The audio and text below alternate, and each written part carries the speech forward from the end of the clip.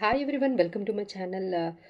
So one more episode on market update అండి. So this week markets అంటే మనకి yesterday has closed Nifty at 24,853 and Sensex has closed at 81,721. So lot of volatile session మనము last week చూసామండి. So that might continue even in the next week also. So next week కూడా ఇదే continue volatility అయితే మనకు కనిపిస్తుందండి. So markets are hovering between 24,500 నుంచి 25,500 మధ్యలో markets అయితే బాగా వాలటిలిటీ అనేది కనిపిస్తుందండి. సో ఎప్పుడైతే మార్కెట్స్ 24,700 కానీ హోల్డ్ చేసినట్లయితే there is very money chances are in the next week it might touch 25,000 and 25,200 400 వరకు కూడా వెళ్ళే ఛాన్సెస్ అయితే మనకి కనిపిస్తున్నాయండి. So what are the things are happening or about to happen in the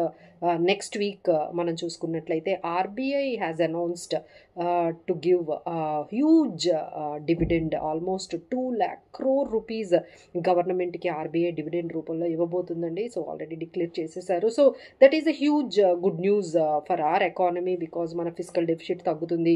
ఇంకా ఈ మనీని మనం ప్రాపర్గా మన గవర్నమెంట్ మన ఎకానమీ డెవలప్మెంట్ మీద కూడా యూస్ చేసే అవకాశాలు ఉన్నాయి. This is a very good news అండి. But what are the bad news are hovering around us అంటే మనకి ఒకవైపు geo political tensions and especially యూఎస్లో జరుగుతున్న సిచ్యువేషన్స్ ఏవైతే ఉన్నాయో లైక్ అక్కడ ఉన్న డెట్ ఇష్యూస్ కానీ అలానే మనకి మూడీస్ కూడా గవర్నమెంట్ ఆఫ్ యూఎస్కి కొంచెం తక్కువ రేటింగ్ అనేది ఇవ్వడము. సో అక్కడ ట్యాక్స్ రేట్ కట్స్ కూడా ఉంటాయి అనే బిల్ కూడా పాస్ అయిపోతుంది అనేది ఆ న్యూస్ అంతా కూడా ఒక్కసారిగా యూఎస్ మార్కెట్ని చాలా వాలటైల్గా మనకి కనిపిస్తుందండి. So that is which is very about debt and bond deals treasury rates ఇవన్నీ కూడా యూఎస్ మార్కెట్స్ని రకరకంగా వాలటైల్గా మనకి చేస్తుందండి. సో ఆ ఇంపాక్టే మన Indian markets not only Indian markets Asian మార్కెట్స్ని కూడా ఒక్కసారిగా యూఎస్ మార్కెట్స్లో ఏం జరుగుతుందో ఆ ఇంపాక్ట్ అయితే మనకి కనిపిస్తుందండి. Even Japan especially trade tariffs విషయానికి వస్తే ఇప్పుడు కొన్ని కంట్రీస్ బయటకు వచ్చి ఈ ట్రంప్ టారిఫ్స్ వల్ల మా ఎకానమీకి చాలా డెంట్ అయితే పడుతుందని ఆల్రెడీ జపాన్ మార్కెట్స్ అయితే Japan economy and Japan country అయితే ఆల్రెడీ చెప్తోందండి మాకు ఈ ట్రంప్ టారిఫ్స్ వల్ల చాలా ఇంపాక్ట్ పడబోతుంది. ఎస్పెషల్లీ ఆటో సెక్టార్కి ఇంపాక్ట్ అయింది. సో మా ఎకానమీ కూడా కొంచెం ష్రిక్ అయ్యే ఛాన్సెస్ కనిపిస్తున్నాయి. సో నెమ్మదిగా ఈ ట్రంప్ టారిఫ్స్ ఇంపాక్ట్ అనేది మనకి నెగటివ్గా మనకి కనిపిస్తుందండి. బట్ టచ్ వుడ్ మన ఇండియాలో అయితే అంత ఇంపాక్ట్ ఉండబోదనే మేము అనుకుంటున్నాం. That would be a very very limited impact ఉంటుంది. So that is to some extent India is a little bit better position one compare to other countries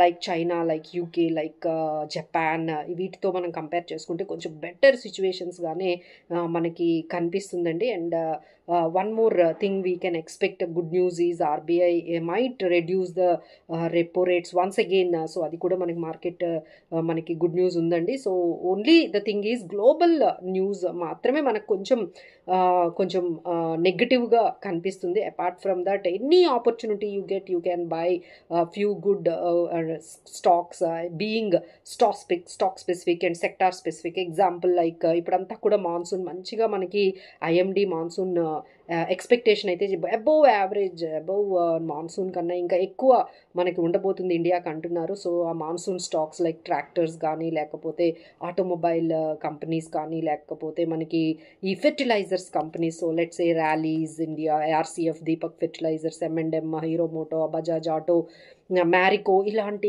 కొంచెం కంపెనీస్లో మనకి సెక్టార్ స్పెసిఫిక్గా ఉండొచ్చండి. అలానే మనకి ఈ చైనాలో కూడా యూఎస్ అంటే వాళ్ళకి కూడా కొంచెం స్లో డౌన్ భయాలతో వాళ్ళు కూడా రేట్ కట్ను ఆల్రెడీ తగ్గించేసుకున్నారు.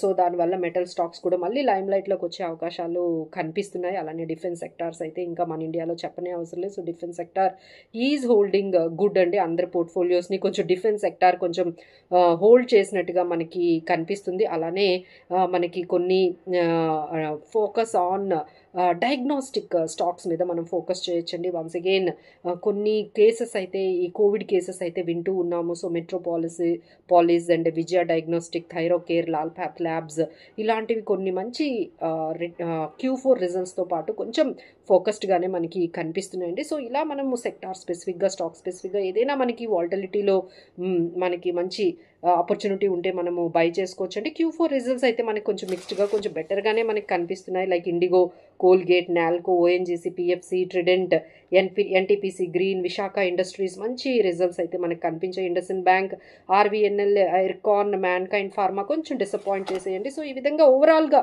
మనం చూసుకున్నట్లయితే ఎకనామికల్గా ఇండియా వైజ్ స్ట్రాంగ్గా ఉన్న, గ్లోబల్ వైజ్ అయితే ఐదర్ జియోపొలిటికల్ టెన్షన్స్ కానీ, ట్రేడ్ డీల్స్ విషయంలో కానీ, ఎఫ్ఐఐస్ బయింగ్ ప్యాటర్న్ మీద కూడా మన మార్కెట్స్ అయితే కొంచెం వాల్టిలిటీ అయితే మనకు కనిపిస్తుందండి. But anyhow we're seeing the trading between 24,600 దగ్గర మనకి మంచి సపోర్ట్ ఉంది. అలాగని రెసిస్టెన్స్ 25,500, 25,200 దగ్గర కొంచెం రెసిస్టెన్స్ కనపడుతుంది. But we can see some good opportunities to buy some good stocks in the market. Thank you so much for watching, and please do subscribe, and please share this video to your all family and friends. Thank you.